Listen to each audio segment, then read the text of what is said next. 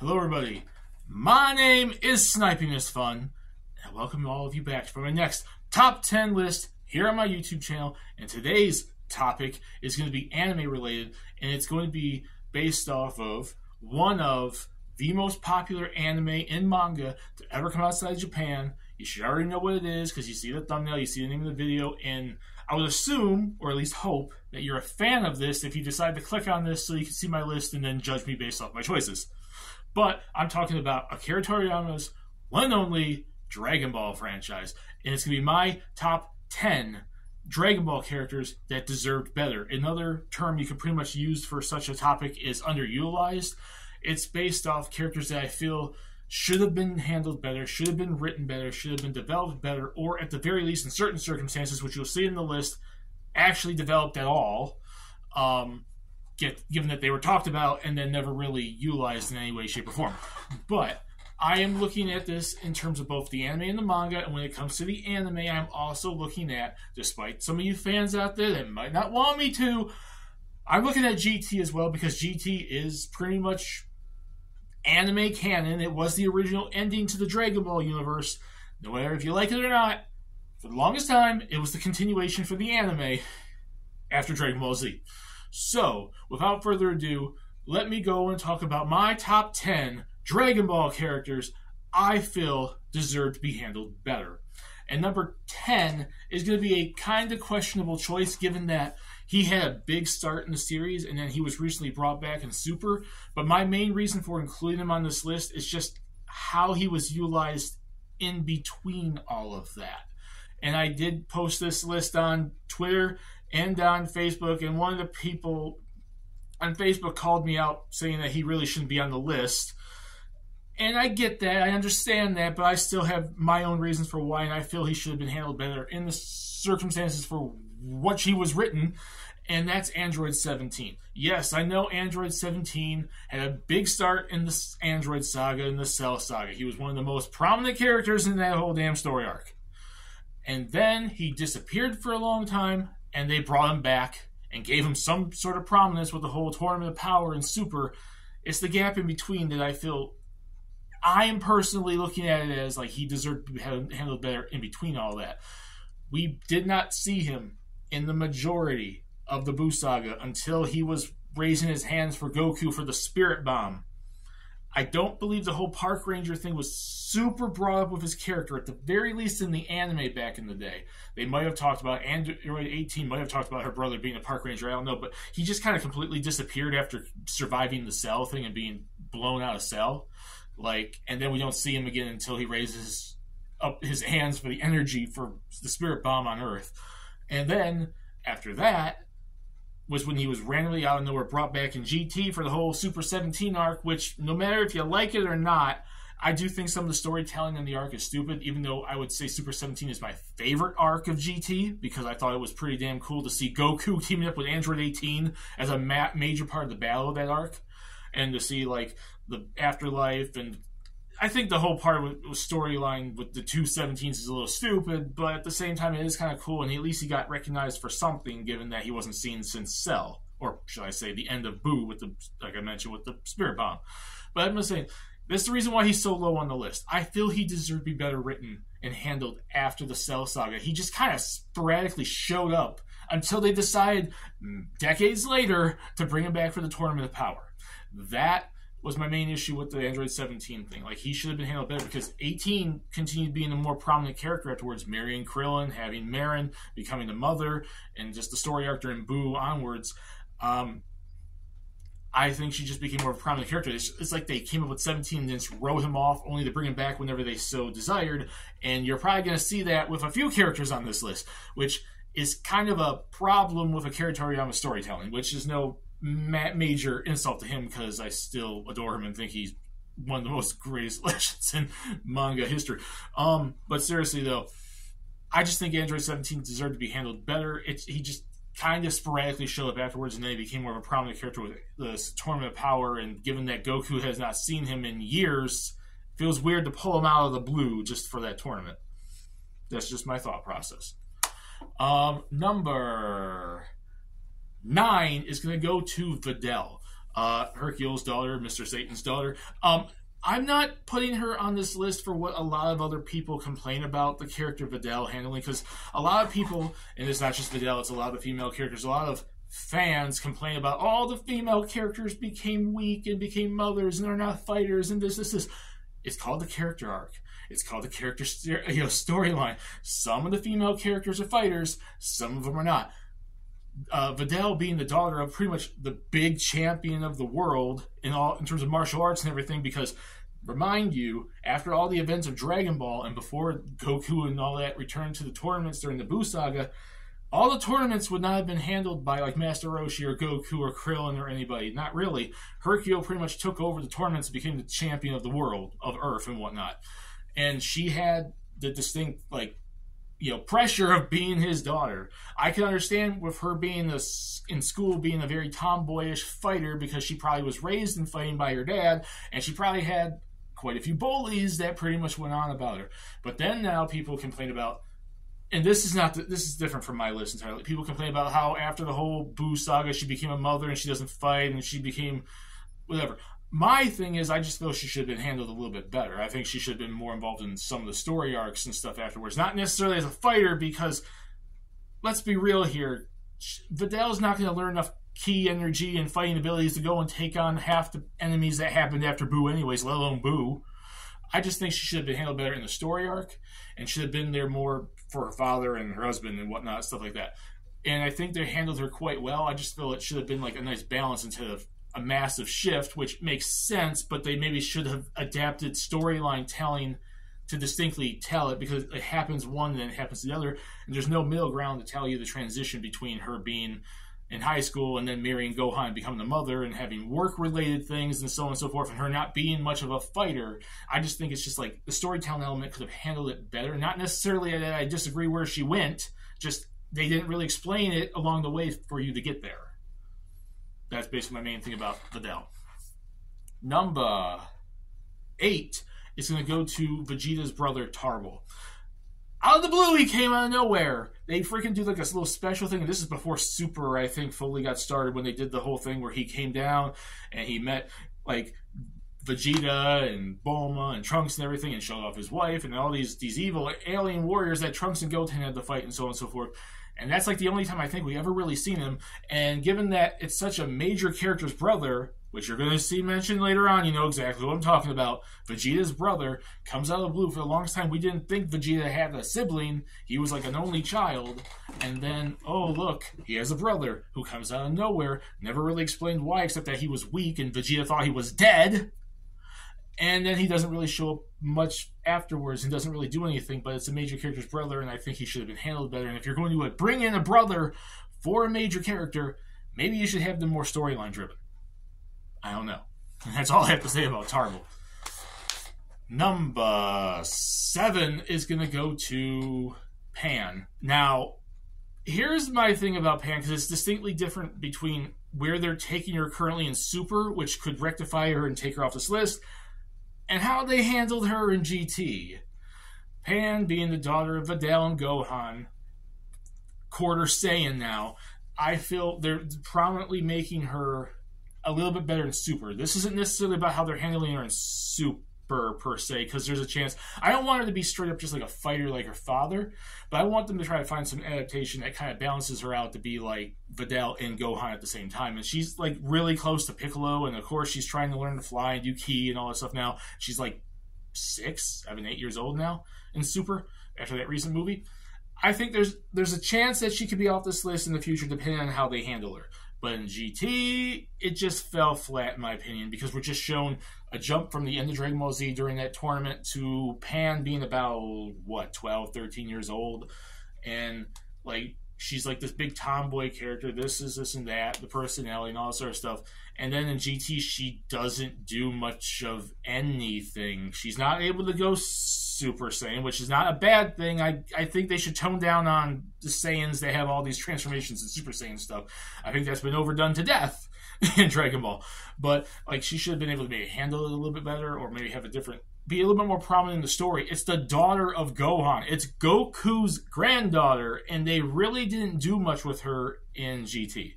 She has her moments, but I think it could be handled a little bit better. That's the reason why she's low on the list. She still had her moments in GT. She was not completely horrible, and then now there's a chance to rectify all that with Super.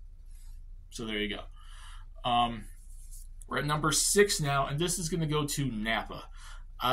I know the whole point of the Nappa character was just to give Vegeta like a partner and like some sort of person when the Saiyans came down and so on and so forth.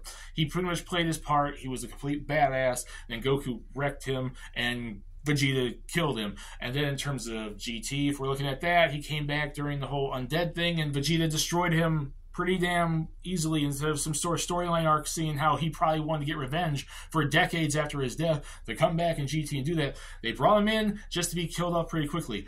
It's one of the main character's former teammates, and during the Saiyan arc, you would think they'd want to prominently show him as a character more. I just feel like what they could have did with the character afterwards would be a lot better. Like, he had such a build up being in the Saiyan saga coming down, and he wrecked all the Z Warriors until Goku came in to save the day. And then he died, and the show forgot about him. The series forgot about him. The anime and manga forgot about him until the whole GT thing, which is neither here nor there. And I think that was handled very poorly and could have been more interesting if he actually had dialogue and they actually talked to each other, him and Vegeta. I just think it'd be kind of cool to see like some of these Saiyans now having a world after Frieza's dead and after Planet Vegeta's death, some of these Saiyans, and seeing what happened to him and what they would do if they were brought back to life, or maybe what his life like is now in hell. We're in the top 5, and this character right here definitely feels like she should have been handled a lot better because she was completely and utterly forgotten about, and that's Launch. One of the most prominent of the hero characters in Dragon Ball, the original series. Dragon Ball ends, and then she does absolutely nothing during Z. We see her pretty much in a bar drinking her life away when the Saiyan saga stuff's going on because she thought the Earth was going to be destroyed. I think she also, the blue-haired version, that was the yellow-haired version, was raising her hands up to give power for the Spirit Bomb during the Buu saga. But in that whole middle part, we don't see her. I don't think she showed up in Super at all. She wasn't in GT. She just completely disappeared. And just like the character's friends, like she's friends of Master Roshi and Krillin and Tien. She actually, blonde-haired Launch has a love interest. She loves Tien. I'm surprised they didn't make that a couple and have them get married. Like, what's going on? We don't see her at all, and it's like a prominent character from the original series that they've done nothing with since the original series ended, and given her connection to all the main characters, she's a friend. Why is she never brought up? And there's that. Number 4 is going to go to a dual choice, and I think both of them deserve to be better because they are connected to the main character, and that's Bardock and Gine, Goku and Raditz's parents. And I just spoiled one that's going to show up later. Damn. But yeah, Bardock and Gine. We knew about Bardock, and I understand like the whole past and the Saiyan thing. The whole Saiyan arc is pretty much done with anyways, really. So the whole Planet Vegeta being destroyed and so on and so forth really doesn't mean anything now, but it'd be cool for Goku to meet his actual biological parents. I know he considers Grandpa Gohan to be just full-blown his dad, and I think they started to get into the idea of him knowing who Bardock is, I think recently in Super or something, like in the manga or something like that. I'm not super caught up to date on that. So he at least knows who his dad is, but is there any chance in the afterlife for him to meet Bardock and Gine? They're the main character's parents. We finally get to see who Goku's mom was after all this damn time. Like about, 2018? It's only been so long. We knew about Bardock since the 90s. Can we get Goku at least to meet his parents? That's all they really need to do. Somehow, if he meets them in the afterlife, or they can come back like how he did for this tournament in the Buu saga. Can we have them meet? That's all I really want to see. That's all they really need to do for them to get off this list, is just have some sort of storyline connection with Goku. Number 3, we are in the top 3, and this character gets crapped on so damn much, and it's sad how much he's pretty much fallen since Dragon Ball, and that's Yamcha. Yamcha deserves... I understand Yamcha not being this blowing up planets, super powerful character like you're going to build up Goku and Vegeta to be, and Piccolo and whatnot stuff. and he was a bandit. He wasn't much of a fighter at the beginning of Dragon Ball, but his character arc kind of changed a little bit when he started training under Master Roshi and learning more martial arts and becoming more of a fighter instead of the bandit with his sword and everything. And there was like this character growth. And then the Saiyans come, and he's blown off by a Cyberman, and he has never been able to recover since. He's become a joke. He's become a laughingstock. People make fun of him. And he's still stronger than most of the Earthlings in the damn thing. He's a strong character, and they just took him nowhere, made him lose all the time, and pretty much made him a joke, and he kind of retired from fighting until he didn't, and then they wrote that back out, and I'm like, can you handle the character better? I'm a fan of Yamcha. Yamcha's a cool character. In Dragon Ball, he was awesome, and then after the Saiyan saga, they just fell flat with him, and I'm sorry, but they did. Number 2 is going to go to another Z Warrior that I feel deserved more. Yamcha had a lot of potential, but he also kind of was a comedy relief, so I kind of see them doing some elements with him, even though I think it's stupid that they did. But Tien originally came into Dragon Ball as a villain to Goku. He was pretty much working under the Crane Master. I can't remember the guy's name now. His master, the Crane thing, was rivals with Master Roshi. And he was a rival in the end of that tournament was Tien versus Goku. And then he became a Z Warrior. He started joining the good guys, and he was prominent through the rest of Dragon Ball. And then the Saiyan saga happened, and exactly what happened to not Yamcha. He was killed off. He went down fighting, at least, unlike Yamcha just getting blown to smithereens by a Cyberman. But then after that, he's done very little. It's still kind of better than how they've handled Yamcha, because he was used fairly well in the Android saga, and he fought against Cell, and he tried to help against Boo, and he was in the Tournament of Power, so they've handled him better. But how inconsistent they've been with Tien is my main reason for why I'd put him above Yamcha, especially given that, compared to Yamcha, Tien's also one of the more prominent, major, serious characters of the Z Warriors, and I think he should have been handled a little bit better. And before we get to number 1, and it should be obvious who number 1 is now, I kind of spoiled his damn name. But let's give a few honorable mentions for characters that I feel deserve better. I feel maybe a little less so than the top 10, so they maybe were handled a little bit better, or maybe they didn't need to be deserved. Maybe they didn't need to have much more improvement than what they got, but I feel these characters could have handled just a smidge better. The Ox King, so Chi-Chi's dad, he kind of was introduced as a semi-antagonist in Dragon Ball until Goku helped him out, and then Goku married his daughter, and he became a grandfather, and he's done jack squat since. And he didn't really do much to begin with anyways, besides be friends of Master Roshi. Deborah, he was like the king of hell. He was this massive major demon in the afterlife, and then Babidi gets control of him. Why did we not hear about this character before the Buu saga again? Why hasn't he done anything since leaving Babidi's mind control? He's literally one of the most important characters for the afterlife, in hell, in the demon world, or wherever the hell he's from. Why was he never utilized more, or brought up, or some sort of importance to him? Jocko and Tights. So Bulma's sister and the space soldier Jocko. I know they get more of their prominent build from their own manga, because that's a manga that takes place in the same universe as Dragon Ball with Bulma's sister and Jocko. And Jocko's been utilized a little bit in Dragon Ball, so he's kind of had his prominence. But this spot mostly goes to Bulma's sister Tights, and we hardly ever see her, and it's her older sister. And she, first of all, was never really brought up much in the beginning of the series anyways. So I just would like to see them utilized more in the more Dragon Ball universe side of things instead of just their own manga. Grandpa Gohan, I know he got a pretty prominent role in Dragon Ball, kind of like a send-off when Goku, after him and Chi-Chi did the wind thing for the fire and all that stuff, and he got some closure to Goku when he finally met him in the afterlife there.